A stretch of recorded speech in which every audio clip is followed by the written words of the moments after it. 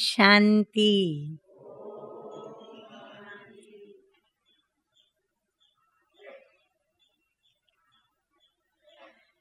हम सभी आत्माएं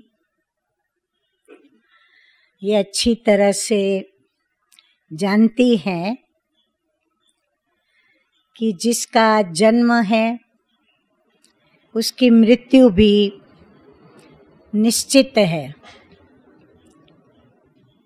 परंतु जन्म और मृत्यु के बीच में जो समय हमें इस शरीर के साथ गुजारना होता है, जिसको हम जीवन कहते हैं, तो जन्म, जीवन और मृत्यु यह एक ऐसा अनादि अविनाशी चक्र है जिस चक्र के अंदर प्रत्येक आत्मा को गुजरना ही होता है। परंतु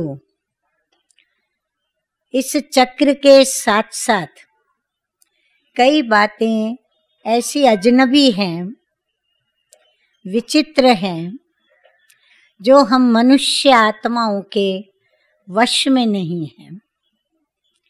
वैसे हम मनुष्य प्राणी या हम मनुष्य आत्माएं एक बुद्धिजीवी प्राणी हैं और इसीलिए इस संसार के अंदर जितने भी पशु पंछी जीव प्राणी जो भी हैं, उन सभी में मनुष्य प्राणी एक विशेष अलग सा प्राणी माना गया है, क्योंकि मनुष्य के अंदर प्रभु ने एक विशेष बुद्धि दी है जो सर्वांगीण रूप से सोच सकता है। जो सोचता है उसके स्वप्न भी वो देखता है, और जिन स्वप्नों को वो देखता है उसे साकार करने के लिए वो हर प्रकार से कर्म में पुरुषार्थ और यत्न भी करता है, और उन यत्नों में पुरुषार्थ में उसे सफलता भी प्राप्त होती है या फिर असफलता भी कभी मिलती है। खुशी भी आती है, गम भी आता है, आशाएं भी प्रकट होती हैं, नई नई आशाएं अंदर में उभरती हैं, और आशाओं की पूर्ति न होने के कारण, आशाएं पूर्ण न होने के कारण जीवन के अंदर निराशा भी छा जाती है।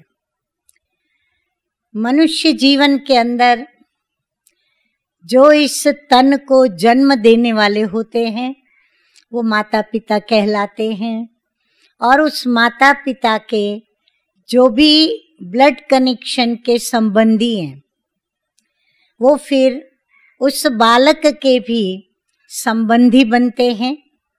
मामा चाचा दादा दादी नाना नानी ऐसे भिन्न भिन्न संबंधों में वो आती जाती है आत्मा, और जितना ही संबंधों में, संपर्क में और व्यवहार में वो सभी के साथ अपना जीवन व्यतीत करती है, तो उस जीवन को व्यतीत करने के साथ जो उनके साथ संबंध में वो कर्म करती है, उन कर्मों का हिसाब किताब बनता जाता है। हिसाब किताब का मतलब उसकी एक किताब लिखी जाती है जिसमें उसका प्रत्येक मनुष्य आत्मा के साथ क्या क्या लेने देने का हिसाब है वो उसमें लिखा जाता है। लेने देने में बहुत सारी बातें आती है। सर्वप्रथम आत्मा मन बुद्धि और संस्कार सहित है जो उसकी सूक्ष्म शक्तियां हैं आत्मा की, ये सूक्ष्म शक्तियां हैं, मन, बुद्धि और संस्कार।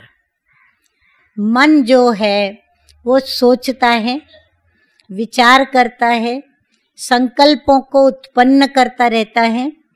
तो यह सोच शक्ति, विचार शक्ति, संकल्प शक्ति, इस शक्ति के आधार पर आत्मा की चैतन्यता निर्भर है। उसी ही प्रकार बुद्धि जो, मन जो सोचता है उसके ऊपर बुद्धि अपना निर्णय देती है। तो बुद्धि जो है वो निर्णय शक्ति है, मन सोच शक्ति है, तो बुद्धि जो है वो निर्णय शक्ति है। इस निर्णय शक्ति के आधार पर ही मनुष्य अपने अच्छे, बुरे, श्रेष्ठ, कनिष्ठ, जो भी पुण्य कर्म या पाप कर्म वो उसके निर्णय पर करता है। फिर उसके पश्चात उसकी तीसरी शक्ति आत्मा की, वो है उसके स्वभाव और संस्कार की शक्ति। ये स्वभाव और संस्कार क्या है? यानी कर्म कराना।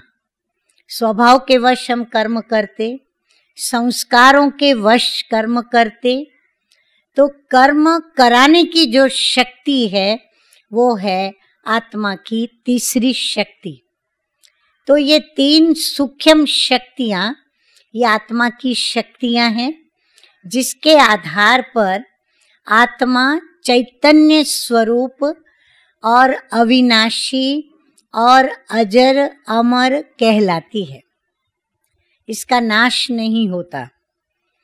ये अल्पकालीन नहीं है, लेकिन ये अनादिकाल से है और अनंत काल तक आत्मा इसी ही प्रकार अपने ज्योति स्वरूप में स्थित होती है, अपने परम धाम से नीचे आती है, इस सृष्टि रूपी रंगमंच पर आकर के अपना देह धारण करती है।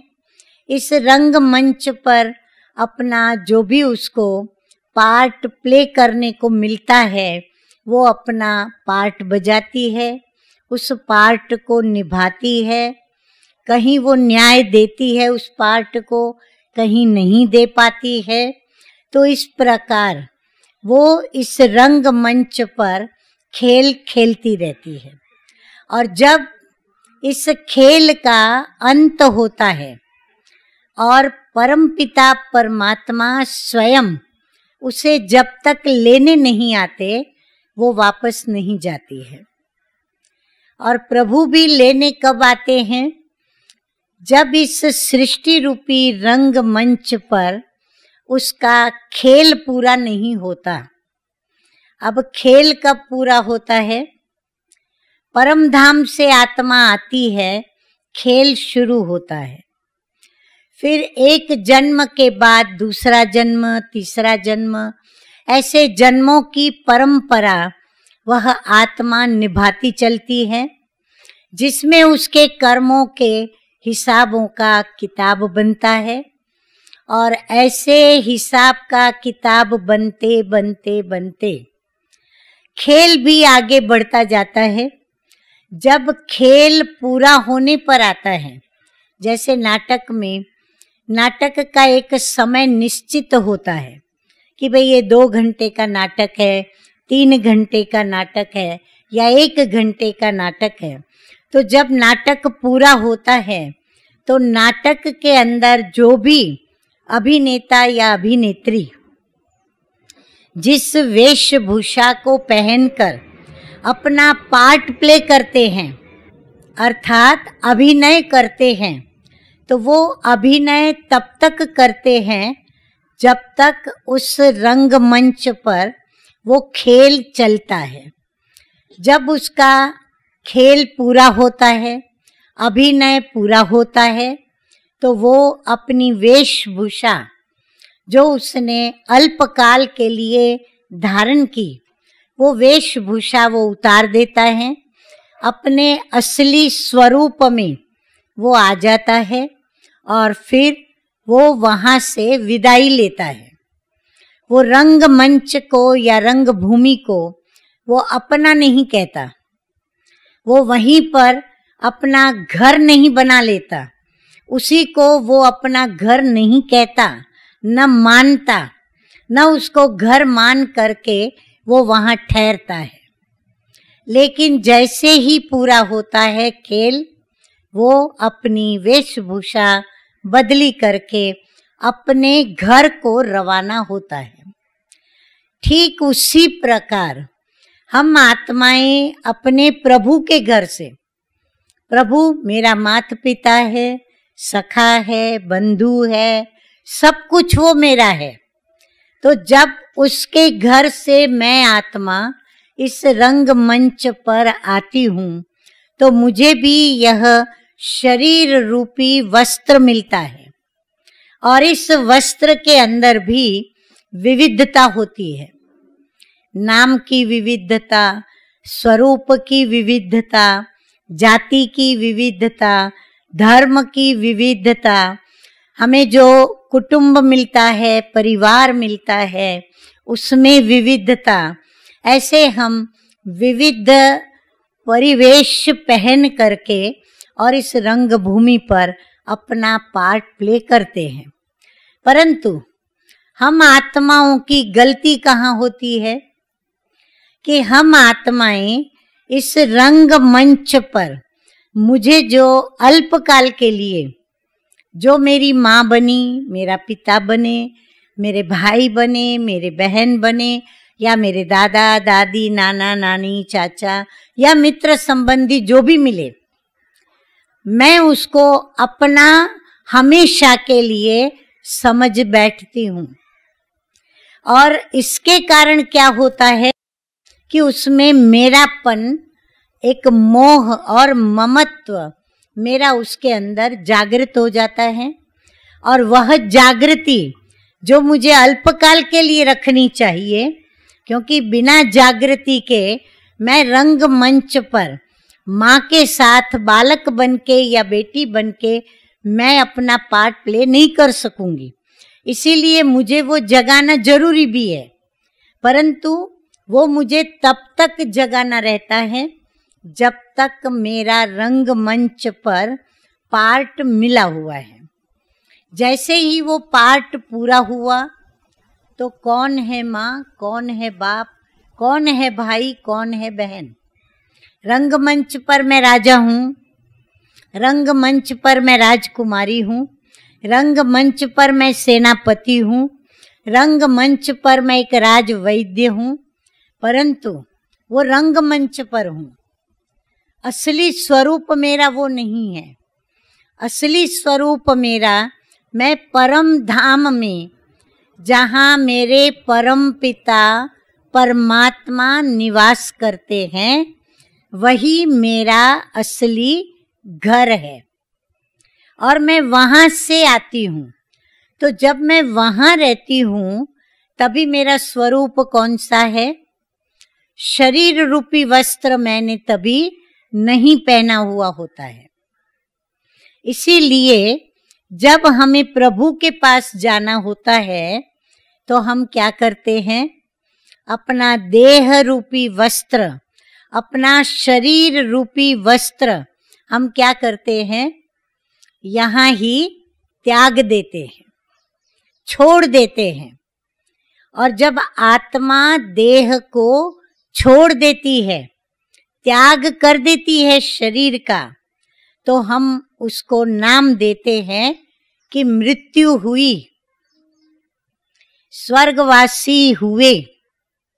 तो मृत्यु शब्द किस बात को मिला, किस कर्म को मिला?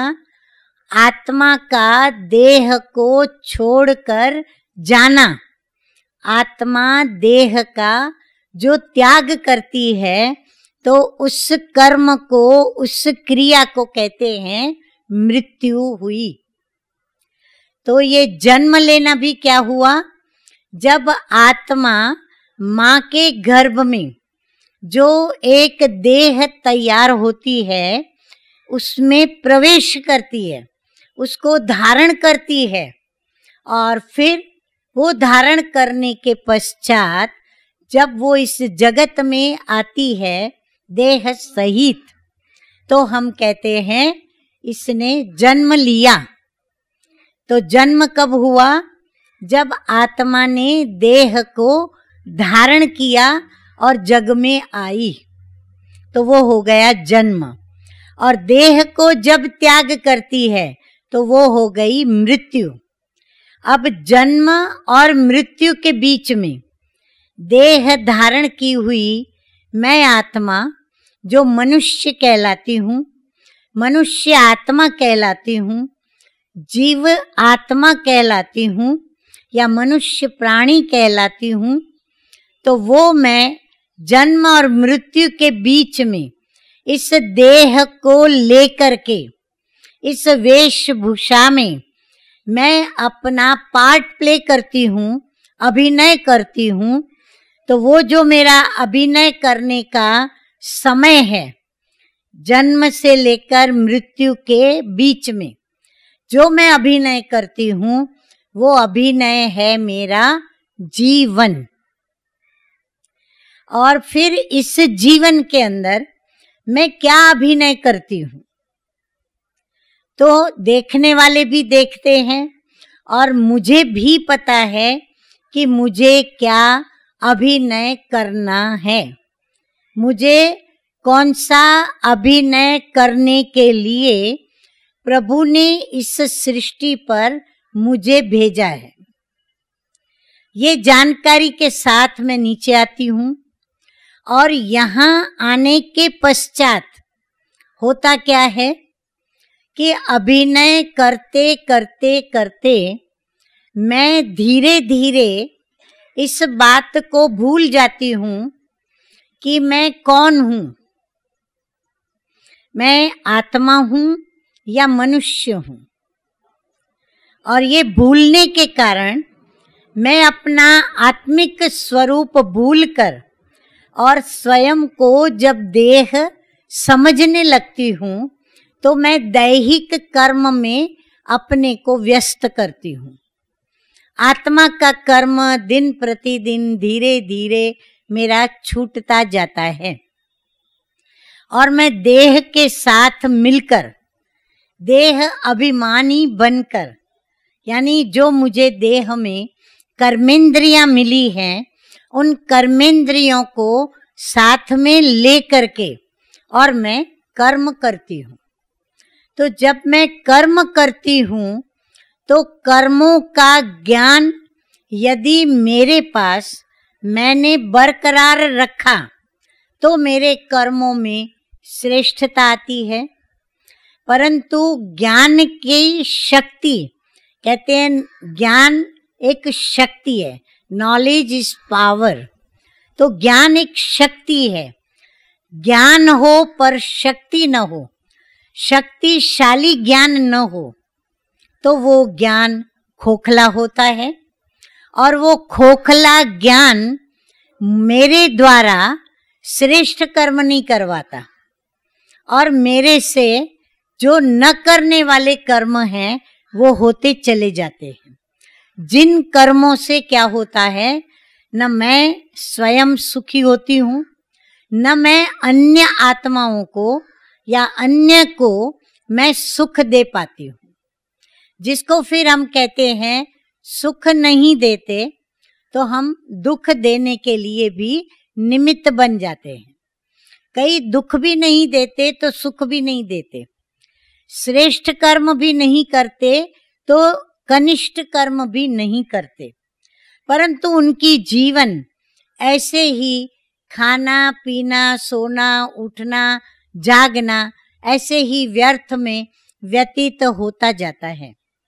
परंतु हम प्रभु की संतान हैं, हम प्रभु के बच्चे हैं, इसीलिए हमें हमारा ये कर्म धर्म और फर्ज बनता है कि प्रभु के अंदर जो विशेषताएं हैं वो विशेषताएं मेरे अंदर भी हो, और जिनके अंदर वो विशेषताएं न हो उनके अंदर मैं वो विशेषताएं भरूं, और वो भरने के लिए मुझे उसको सत्य ज्ञान सुनाना पड़े, क्योंकि सत्य ज्ञान से ही वो ये समझ सके कि मैं प्रभु की संतान हूँ, मैं कौन हूँ और मैं कहाँ से आया हूँ, और फिर इस जगत में मेरा क्या है। मैं तो मैं करती हूँ, परंतु मैं के साथ मेरा जो जुड़ा हुआ है, तो मेरा इस जगत में क्या है। अगर मैं आत्मा हूँ तो मुझ आत्मा के साथ मेरा प्रभु जुड़ा हुआ है। मेरा अपना प्रभु जहाँ रहता, जहाँ मैं आत्मा रहती हूँ, वो मेरा घर मेरे साथ जुड़ा हुआ है। मैं आत्मा हूँ तो जो मेरे प्रभु के गुण हैं, जो मेरे अपने असली घर के गुण हैं, वो मेरे अपने गुण हैं, तो वो मेरे गुण हैं। जो मेरे प्रभु की शक्तियां हैं, वही मेरी शक्तियां हैं। जो प्रभु का खजाना है, वो मेरा खजाना है।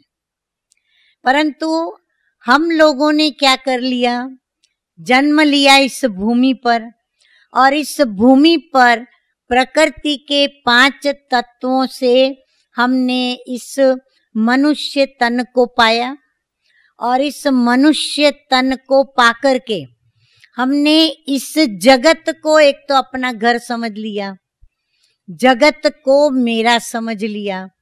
फिर इस जगत में मैंने जन्म लिया, तो मुझे जन्म देने वाले और मेरी जन्मदाता या मेरे जन्मदाता माता पिता से संबंधित जो भी व्यक्तियां हैं, वस्तुएं हैं, पदार्थ हैं, जो भी खजाने हैं उनके पास, चाहे जमीन के रूप में, चाहे फिर धन के रूप में, चाहे किसी भी प्रकार से गुण या शक्तियों के रूप में, मैंने उन सभी को मेरा समझ लिया, और मेरा मेरा मेरा करते हम उसके मोह और ममत्व में पड़ गए। अब जब मोह और ममत्व जहाँ पर उत्पन्न हो जाता है, तो ये मोह एक विकार है। हम सभी जानते हैं कि 5 विषय विकार बहुत ही हम सभी को तंग करते रहते हैं, और उन्हीं विकारों के वशीभूत जब हम कोई कर्म करते हैं, तो हमारे कर्म में श्रेष्ठता नहीं आती, हमारे कर्मों की श्रेष्ठता निकल जाती है, और हमारा जो दिव्य स्वरूप है, वो दिव्य स्वरूप मिट करके और हम एक साधारण मानवीय स्वरूप में अपना जीवन व्यतीत करते हैं। तो मैं आत्मा हूँ, तो मेरा स्वभाव भी उस आत्मा की तरह दिव्य है, अलौकिक है, और परमात्मा पिता के सदृश है।